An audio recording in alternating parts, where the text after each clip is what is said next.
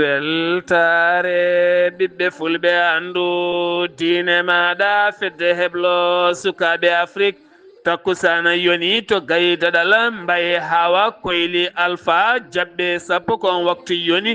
hato beeli hela e nder galle iloka eko taari ɗum kala ene jiiya e gardidi kabruji men to leydi sénégal ɓuuri teskinade hande ko haala hakkude chroniqueur Badara Gadiaga kamɓe wonde Ahmadou Ba sarɗiyanke mo Pastefa ka haala jeeyi sababu kamɓe ɗiɗo kala ɓe noddama to yeeso police o kikiɗe hande mo gonɗena to leydi Mauritanie teskama e nder kasoji ɗiɗi taweteɗe Nouakchott mo rewɓe e mo worɓe o kala teskama hen caɗele safara kono ni kadi lepteɗin fannuji kala holliri ɗuma ko Cheikh Ahmed Al Zahaf toppitiɗo oɗon fannu to leydi Mali ñawore gila tan hitande ujunere nogas e tati umminade tribunauji ɗi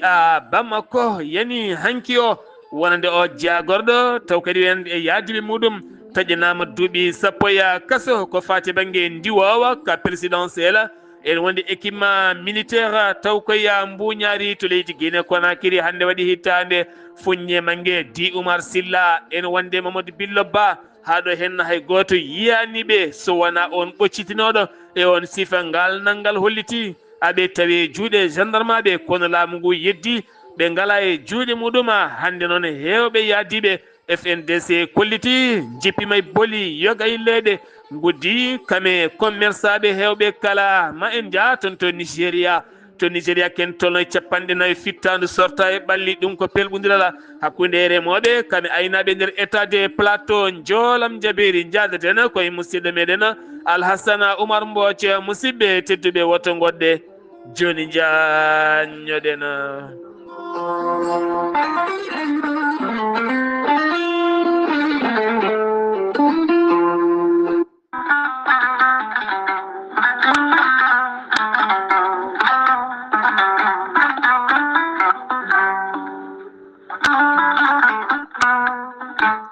an jambitowo ɓandu musoru ɓandu jaaɗoru ɓandu wuloru koyɗe musoje koppi musoji keceji musoje AVC cardiaque moƴƴijam dogata e ɗaɗi muɗuma donkuɗo yaade juma e jama e jokkoyde enɗam kala holko jokkodirta koye gorel te heewɓe hutortoɓe ɗum jokkodiri e gorel te kolliti oɗo saaha koɓe jambitanno duuɓe kitale kala ɓe mbi'i alhamdulillah gorel te ko kawisaji mawɗi ko haa ko iwru ko tokkori di nooro ari ko wallude e safrude ha moni kala yiito hen hoore muɗuma gorel te a ittat ko jamireɗa mbaɗa e ndiyam gulɗam aɗa yara aɗa yiito hen cellal ɓandu maɗa ala effet ala rewam ala haydara ko haako tan wocca ko fewna ha feewi aɗa yara ene lawƴa kala ñabbuji gonnoɗe nder ɓandu maɗa an jiɗɗo jokkodirde e tongoɗe gorel te walla ni site gorel te janggana hoore maɗa ko jangta e gorel te jahata koto internet tappa toon www.gorelte.com joni jiiya toon ko safrata e ñabbuji cuɗotoɗe ɓalli kala so tawi noon ko tongoɗe gorel te jiɗɗa heɓde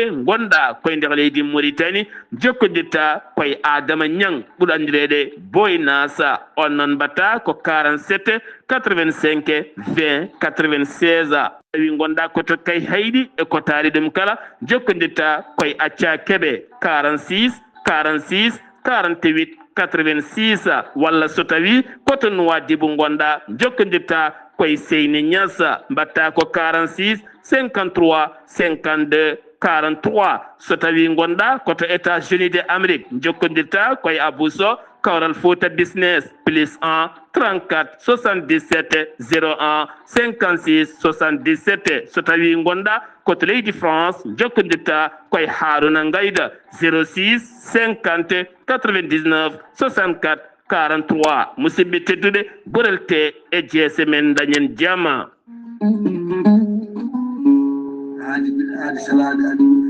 salade aadi ɓuuri fittude aadi ceerno Amadou Tijani Diallo gorko ko melga wuude jinneji wi ko fittata aadi mo aadodiri e jande weltare ɓiɓɓe fulɓe an diine maɗa e weltare TV ceerno Amadou Tijani Diallo ko wittiyanke leɗɗe ko safriyanke safruji fina gando bindi laaɓaɗo leɗɗe jaadinde ɓalawale danwal kala ceerno amati jane diallo ne safra rafiji kewɗi ɗi jiiɗa ciirol omo safra wonduɓe kista fibrom dogam sidde rewɓe ɗon koɓe sowaade rewɓe dartoraɓe sattaraɓe dewle kala ceerno amati jane diallo ne yawrani ɓen wonduɓe koyɗe musoje keeceje musoje ɓalli ɓuutoji ɓalli ƴakkuji e ɓalli ɓuutoji kala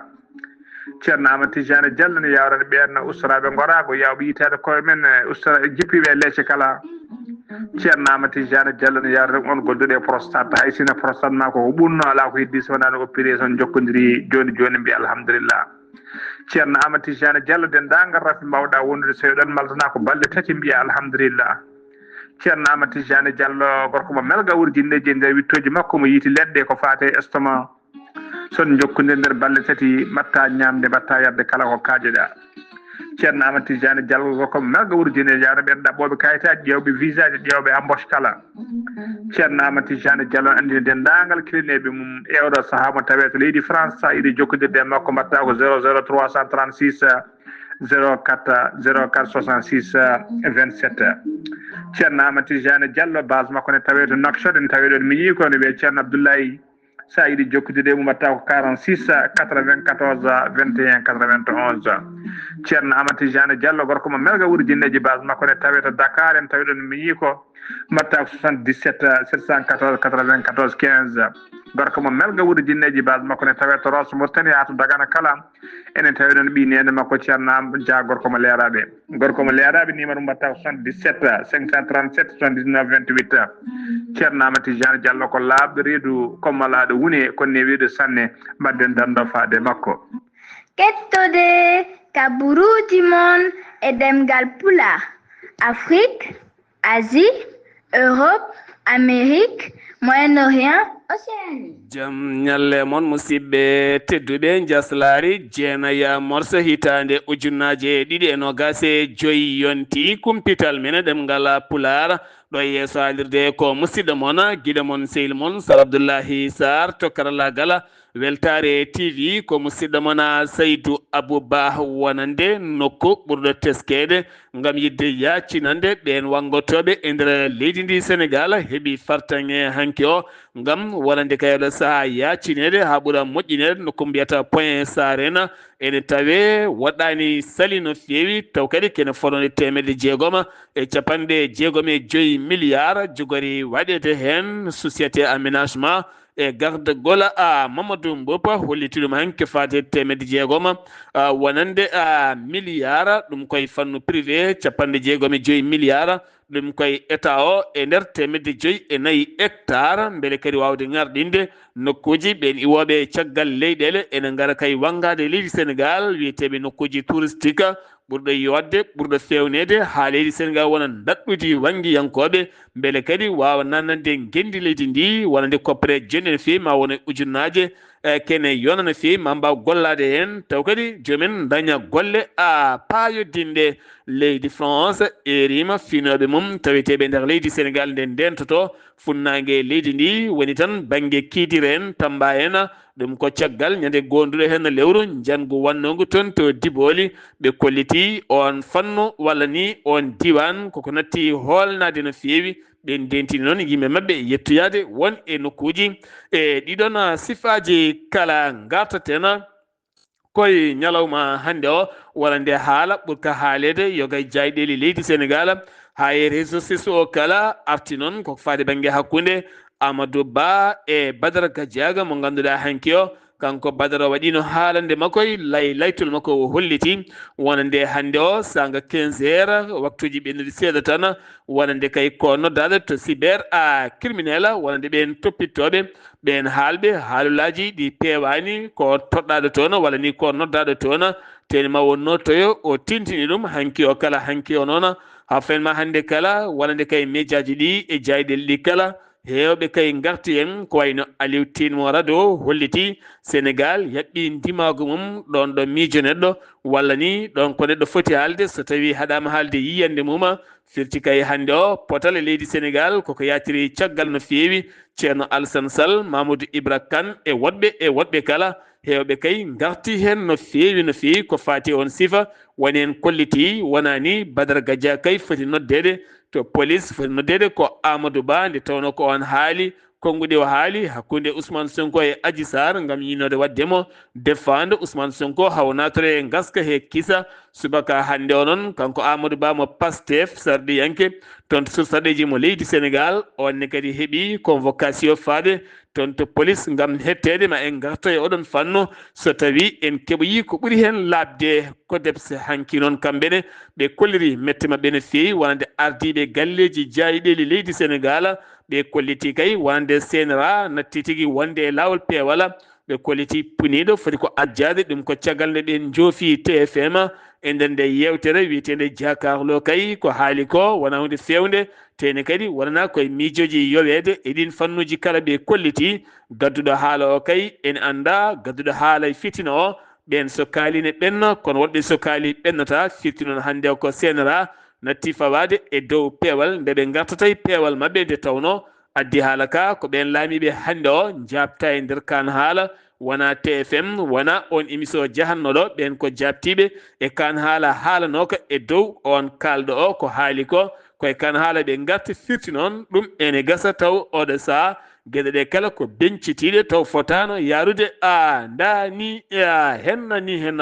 keddoɗen koyeɗin fannuji Madiambal Diagne eɗen gandi ko Diagne chroniqueur keptinaɗo no feewi holliti jibina ko hen mawni ko hen hulata haalde yiyande mum ten yattirta caggal o holliti noon hanki o nottoyima noddande police hettimamamo o hollitini caggal nde o yalti nde omo yaadi avocat ji makko kala o holliti ɗum ɗo henna kay ko kecce tigui ko noddira ko o fotano noddiret ɗen gaɗe saabu windande nde o jangti ko fati e haalande nde Amadou Ba haalno nde yewtinno e Badara Gadiaga haadi haala mawka no feewi holliti koye nden windande ɓe garti o holliti ɗum tardinimo ni haajuji makko e gueɗe parɗi fannuji kala o holliti ɗum ɗo hen nawrani Sénégal yeeso teni kala nde o yi ko haalni ma o haal hen no feewi Biram Seck eɗen gandi kamɓe gardi Forum Civil mo leydi Sénégal ɓen kadi hande jonnani oɗo henna gouvernement ngal jaɓɓal no ngal jaɓɓata jonnani kadi police e ɗiɗo hen convocation ngaji ɗi mbaɗata faade jaydiyankoɓe kamɓe chroniqueur uji kala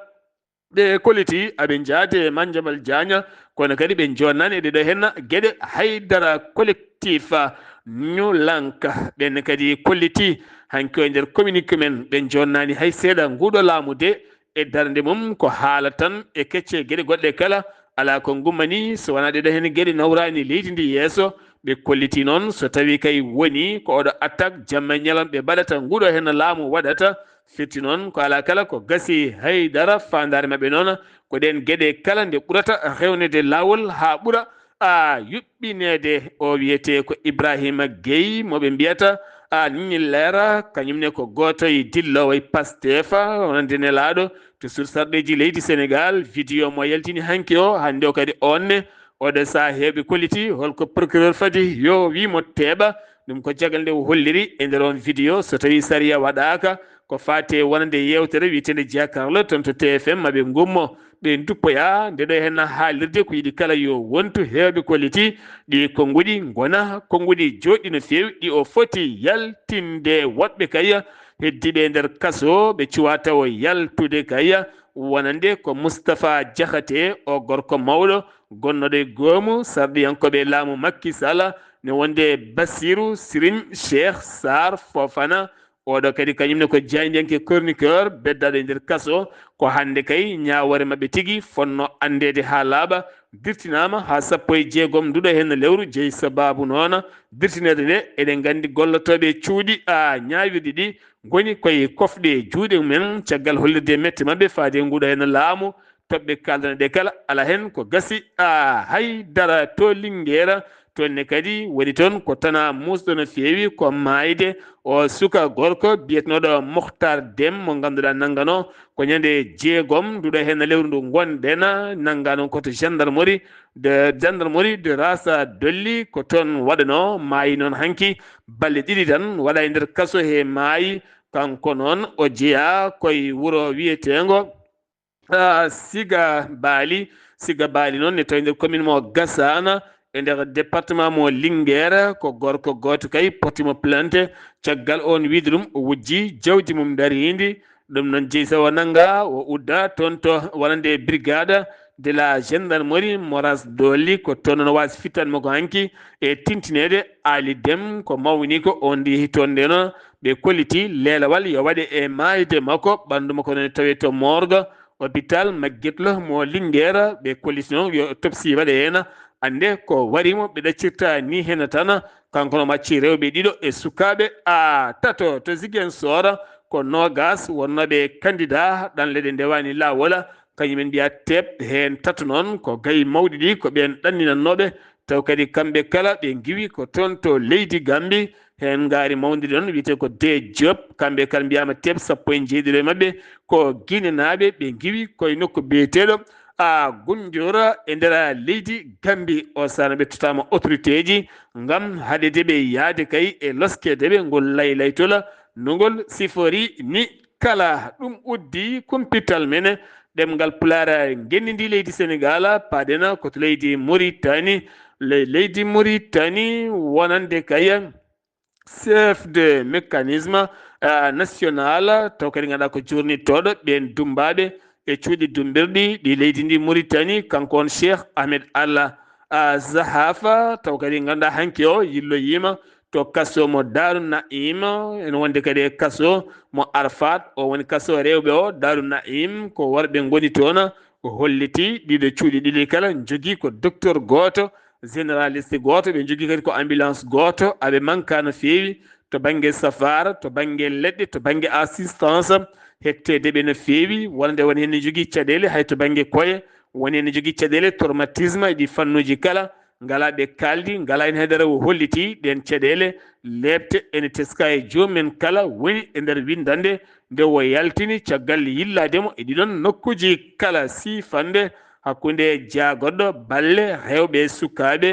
e catal bitegal tajour ngal woni catal balle gendi leydi ndi ɗum noon ko yidde kay wallide sukaɓe hewɓe kay taw ko wondeɓe handicapé ngakkaɓe terɗe taw ko sukaɓe UNICEF taw kadi koye fonds Nations Unies e ballal sukaɓe UNICEF ma wona ujunaji 7,890 taw ko famille sukaɓe ɓe ngala doole e en ɗammum kala handicapé en e nder sappo ɗiɗi province e nder leydi ndi Mauritanie ma jomumen mbawa wallede beele mbawa hebde koppareje beele kadi mbawa gollade walla kuccena projet ji mbawa yaltude jonde wasam gollago police mo Nouakchott ɓe kolliti ɗum ko guila hanki o ɓe pawi juuɗe mabɓe e nayo taw kadi ganduɗa woni himɓe mumen tan ko wadde kayitaji tampon ngaji tembereji kewɗi tawma e mabɓe kamɓe machine ngaji e gueɗe kewɗe kala ɓe mbaɗata ko faux document ji administration ko fati immobiliére ɗum ko caggal goto biteɗo MAY nde wulliti to police procureur yamiri yo losko waɗi hen asi on noon ko gandi mawdi ɗi mo jeeya kay leydi ndi ko on ɗowata kay on systéme kala addi ɗum heddiɓe kala nanggamen koɓe nayo loskoji ene jokke mabɓe noon gam ƴeewede ngol laylaytol holko ngol woni baccalauréat puɗɗiɗo guilñande altine nde e nder leydi ndi Mauritanie kala wi jagorɗo jangde leydi ndi e jayde Al Akhbar o holliri kene tolno 93 téléphone woni ko tetta e nder saluji examen oɗo saaha noon ɓe kuccani kay ko ƴewdade ko jeeyi on sababu taw kadi ko taweteɓe on fannuɓe kala ma mbaw rewnede lawol kono kadi ko fati banggue wonande kawguel nguel baccalauréat ne heewi lawol e nder jewko leydi kala jogori gasde noon ko ñalawma janggo walla ni ɓawo janggo so haaji jomiraɗo o jagorɗo ko fati islamique gueɗe diine kame jangde diine kala o holliti e nder circulaire mo yaltini faade almameɓe e wajutoɓe kala nde kebbinta waaju mumen aljuma paɗoɗo hen no walla nde kay ɓen gollotoɓe gendi leydi ndi kala heɓɓe foftade mumen nde keddoto e leydi he keddo e guure mumen mbawa kadi wondude enɗam mumen e suddiɓe mumen e koreji mumen mbawa yarde mabɓe ataye ƴakka mabɓe tebbuli julda e mabɓe jaada e mabɓe guese jaada e mabɓe maayo jaada e mabɓe beeli banggueji kala holliti ɗum wonata ɓurde ɓattade famille mum ɓuuri wiide ne yaaha caggal leydi watte toon lebbi ɗiɗi lebbi tati walla lewru ngam wonande kay yaade foftoyade toon ɗum noon o wasiyima ɓen nde mbasito ɗum ɓen kadi hettotoɓe jumaji ɓe ha jomumen ɓuura famde ɗum woni haalande wonande Mouhamed Cheikh Al Qazwani nde haali faade e jagorde mum nde woni kala waɗata foftorde mum e nder gendi ndi leydi Mauritanie koto Gambie paaɗena to Gambie ñande jeeɗiɗi ko heccanki wonno ñande hen suudu sarɗiyeji ndu leydi Gambie lulima tagui noon lulede ko jagorɗo ñawoje leydi ndi taw koye dow inde gouvernement o kala addi toon eɓɓore yidde kay yo sardiyankoɓe got nden eɓɓore beele kadi waylo waylo tugnorgal gendi leydi ndi kene wawa rokkude hoorejo leydi ndi ƴammoyde dawal tataɓal e gardidi lefol laamu leydi ndi ɓen sardiyankoɓe tawi toon mbi ko loppet ngala hen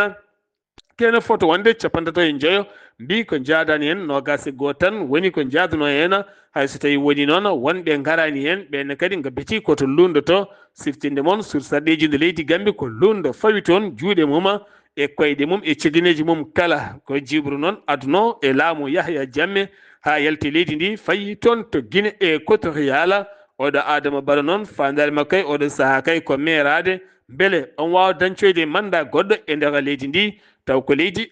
Gambie ko wana ɗum ko noon gouvernement o holliti accata maare way e sariya goɗɗo kay ha wawa tigui hebde fandare muɗum koto leydi Mali paaɗena to leydi Mali guila tan hitande ujunnaje nogas e tati woni 2023 oɗo dossier Gulɗo Diaw uddita to tribunal pénal de Bamako ko ñawore ko fate banggue wonande ndiwowa ka présidentiel ko mbiyata avion présidentiel ne wonde équipement militaire taw kadi ganduɗa ko armée walla mbiyen ni koko matériel paaɗo e koninkoɓe leydi ndi kene foto wonoyde milliard uji jonɗi no fewi Boire Fili Sissoko o debbo gonnoɗo jaagoɗo finance taƴinama duuɓi 10 e kaso kame amende ko wona ɗum ko noon ñawore makko yowiti koye sifa mbuñaari ko wona ɗum ko noon goɗɗo biyeteɗo Nuhuma Dabit Tawo onne kadi taƴanama duuɓi jeeɗiɗe kaso fama amende ko wona ɗum ko général Moustapha Drapeau ene wonde biyeteɗo monsieur Mamadou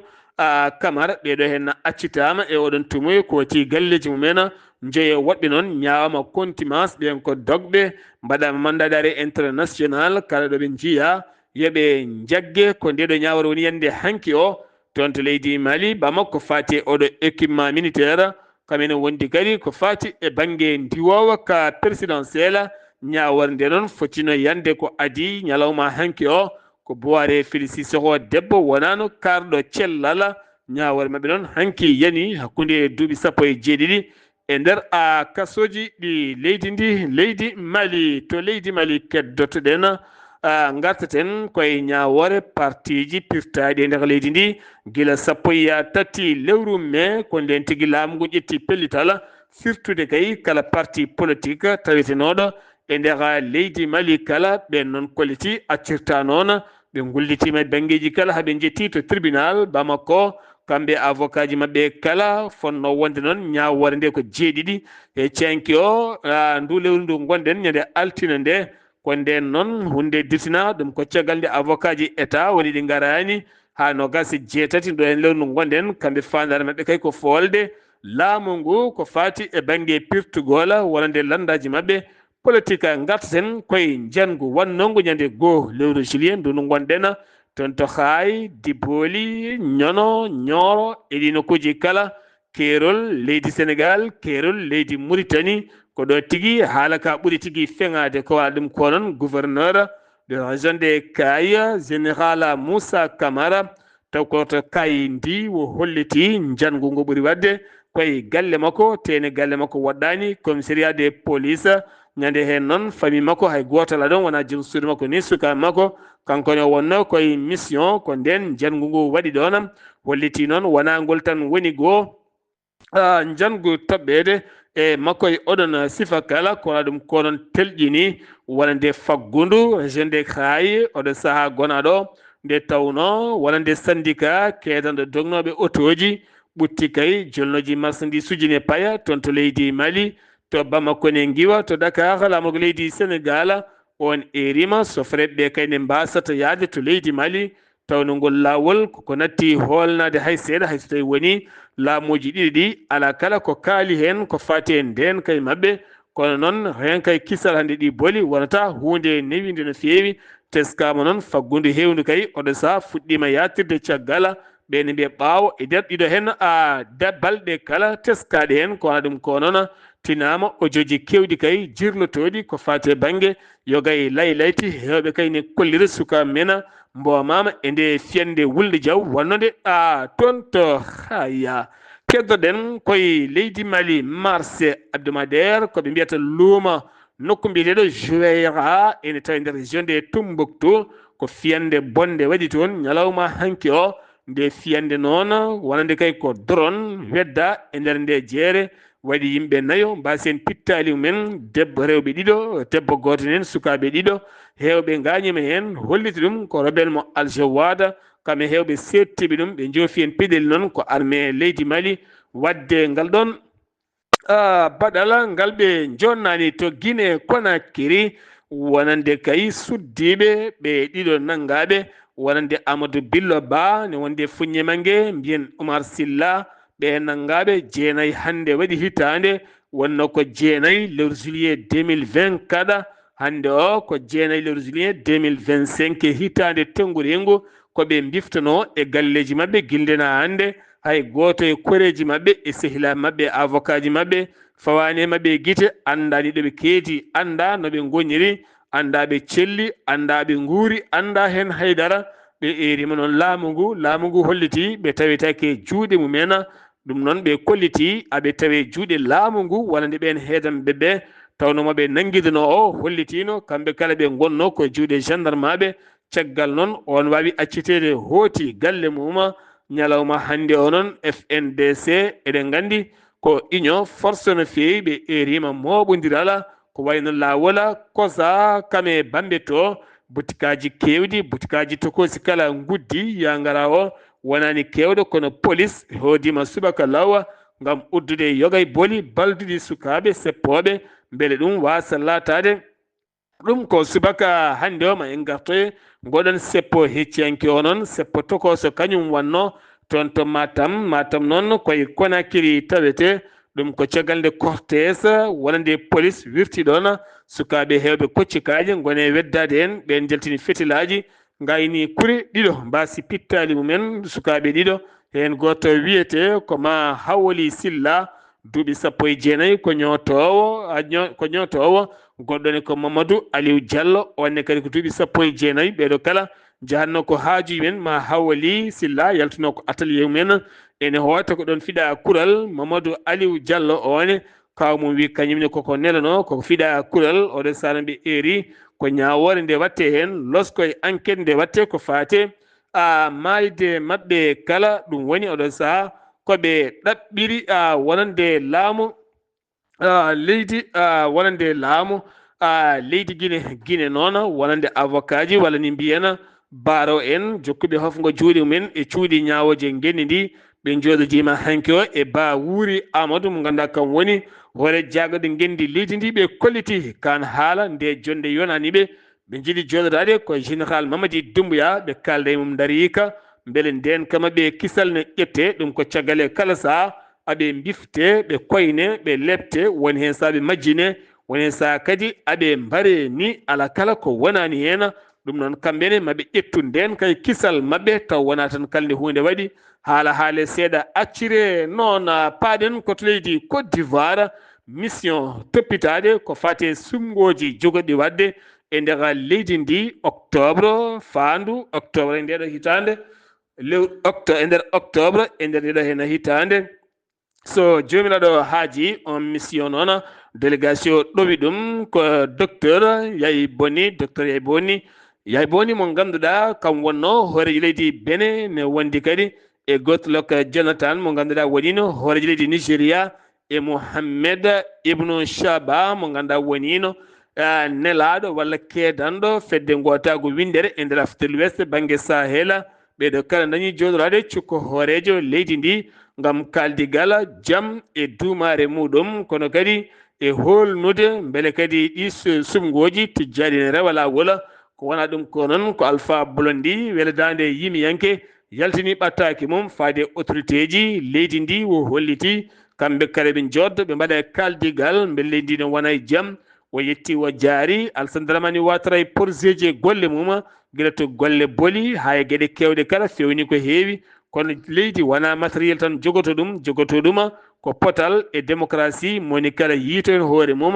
oɗo saha no holliti yoɓe joddo kamɓe kala beele ɗi sungoji payaɗe ɗi ene gona climat moƴƴo wonana climat moƴƴo leydi ndi leydi Côte d'Ivoire to Togo procureur ɓattiɗo tribunal mo Lomé wo erima wonande kay nde enquête luggo waɗete e ɓeɗo henna waraɓe walla ni holliti ko pittali nayyi ɓalli nayyi jiita ne jooli a wi ɗum ko gendarme aɓe pelle noon dariɗo haqqe innamade kolliti waraɓe ko jeeɗiɗo kamɓe kala ɓe pella hewɓe gañi hen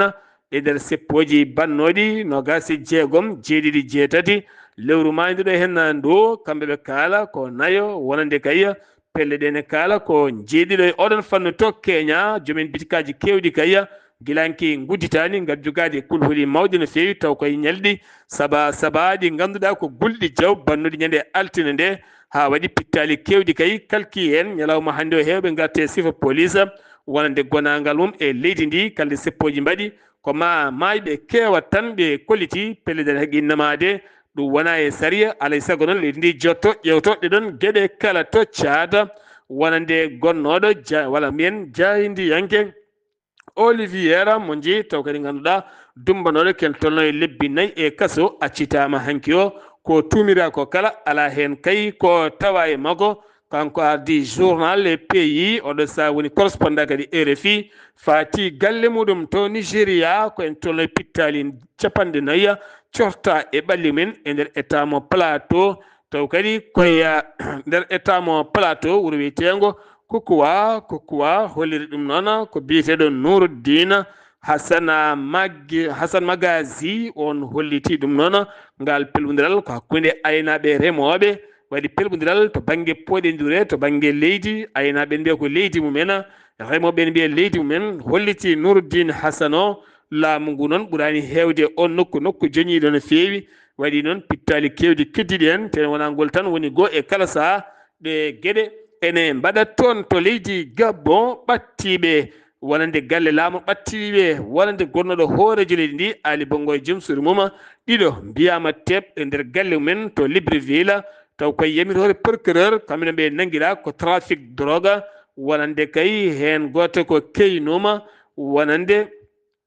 joom suudu Ali Bongo ndimba ko keynum Sylvia Bongo goɗɗo kadi wonande ko baaɗi ko no mbawten wirude ɓeydiɗo mbiya teb kanko on noon Sylvia Bongo joom suudu Ali Bongo tawetenoɗo e kaso kañum ɓiyum Nouruddin taw koye jaam faade leydi ndi e borjinde ngalo e wujjude kalisaji kewɗum ko caggal kuddata bannore 2023 caggal nde mbaɗi kaso kel tolno e lebbi pawɗi caggal noon jalti payi toon to Angola kañum e joom galle mum Ali Bongo windi ɓattake o holliti ɗum ɗo henna kala ko guutu bonɗo tan kono ɓeɗo kay hay drogue goto tawaka e mabɓe joolam jaberi jillu Emmanuel Macron toon to Royaume-Uni guila 2008 latanoki hoorejo leydi France e jokkodire oɗo fannu kala ɗum noon ko yidde wultinde o marmite faggudu hakkude mabɓe gueɗe dendaɗe e jogorɗe kadi rendede kala jillu ngu noon hanke yesso sarɗiyankoɓe leydi o haali leydi France e leydi Angleterre jokkodiral to banggue faggudu e nafodiral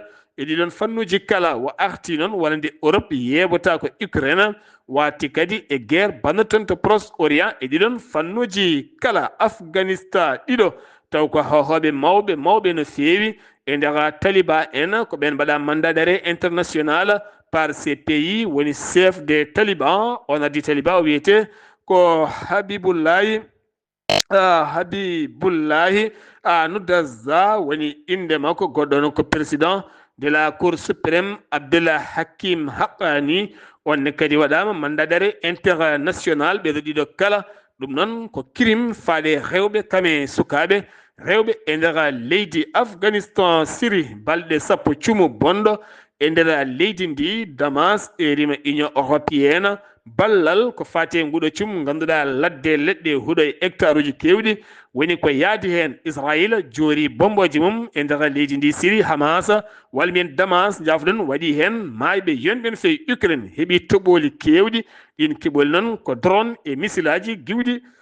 toon to leydi Russie fade to Kiev yoga e région aji leydi ndi ken tolno e 1jeetati drone ne waɗi hen missile aji ɗum toɓɓa e région aji kewɗi waɗani mayɓe noon kono ɗo saaha armée leydi Russie ene ɓosa no feewi Donald Trump noon ne hollita metti mum so tawi Putin dartaki ma o rokku armée ji tekkuɗi no feewi wonande kef kañumne wawa dartade Gaza pittali nogas woni ko corta toon e ɓalli mumen jeegomo ko sukaɓe taw koye bombardement gulɗo jaw giwɗo e armée leydi Israël o frappe wi oɗo hen biyeteɗo Mohamed Basala porte parole Hamas on holliti ɗum kaldigal to duha kattara ala kala ko nandira ko fate dattinde jeygue hakkude Israël kame Hamas woni Gaza kola ɗum ko noon hirande yuɓɓinanode hakkude Donald Trump kame Benjamin Netanyahu ala kala ko nandira ko fate dattingol jeygue hakkude wonande ɗe pelle woni tan wonande kay hakkude leydi Israël kame Gaza. Alhassan Oumar Mbocce mi salminima. en calmitima Salaboulaye Sarr, en calmini dendagal hettiyankoɓe Ayawo TV habaruji men ɓuuri tengtude e jolama jaɓeri e ñalama hande o puɗɗo radio France toon dey ene wayno article ko fatte kono jayde taw kadi ko fatte investigation diclose ñande talatare jettete lewru morso ujunnaje ɗiɗi nogas e joyyi hono police taw kadi ko leydi hono France on dey saabi no ɓe mbiri woni hono cankugol oɗon taw ko exilé syrien taw ko jaa leydi hono Syrie taw ko frontiére franco taw britannique e ñande taw kadi ko lewru mars ujunnaje ɗiɗi nogas e nayyi woni hirande caggal kaydeke mbaɗi loynoji mabɓe gam ƴewde oɗo halko saabi taw ko mayde mum ɗum noon taw ko oɗo consortium taw ko fatte kono hono journaliste ɗum noon waɗi taw kadi ko witto mum ko wi wonde noon oɗo kadi cankiɗo kadi tawaɗo ene maayi e nder taw ko weenu ndiyam toon to Gravelines Nord ɗum ala ko saabi ɗum so wona ɓen taw kadi ko policier ji ɗi leydi hono France mbawi wadde ngal ɗon hono baɗal leyɗele dendude Amérique to dey Washington on poste wawi hono bayyinde ñande talatare jeetate lewru ndu gonɗen ndu ko neɗɗo goto bawnoɗo kadi wadde wona e ɗen gueɗe faade e on kolaɗo kuɓal mo leyɗele hono dendude Amérique ɗum noon ene wawi ene nelda ɗum ko ɗum noon ko ɗin ko mbiyata faux message ko taw ko généré taw ko fatte kadi hutorade ko wiyete kon intelligence artificielle ko IA ɗum noon koye e faade kay e ɗen jaggorɗe taw kadi ko fatte jaggorɗe taw kadi ko étranger ji e ko wayno kadi haut responsable taw kadi ko américaine toon to Gaza ko guerre Gaza oɗo ko on médiateur mo taw kadi ko Qatari hono douche l'obscurantisme mo Donald Trump ɗum ɗo hono Qatar o wawi hono bayyinde kañum walla tengtinde ñande talatare jeetati lewru morso ujunnaje ɗiɗi nogas e joyyi wiyeɗe kadi wadde hono ɗin haaluɗuji bawɗi kadi hono wadde ko fadde kadi e nanodiral wawde kadi deccinde jeyli ɗi to Gaza hakkude leydi hono Israël kañum e Hamas ɗum noon mate kadi ene wawa kadi kono deƴƴo toon no ɓe mbiri matte kay e jaam ene duuma o ɗon e balɗe haɓe mbawa kadi kono fofde kenal ɓuukal no fewi Sar Abdoulaye Sarr ko ɗum ɗo de tumbuɗen e joolam jaɓiri e ñalawma hande o taw koye dande musidɗo moɗo Alassane Oumar Mbocci gorko Massaloggu ngam weltare Ayawo TV. Alhassan Oumar Mbocce golle ma jooɗi peewi kabaruji men ɗemgal Pulaar ɗo yeeso haalirde ko musidɗo moon guila moon sehil moon Sar Abdoulaye Sarr to karallagal weltare TV ko Saydou Abouba ketki malaki jaam ye jaam Allah hirane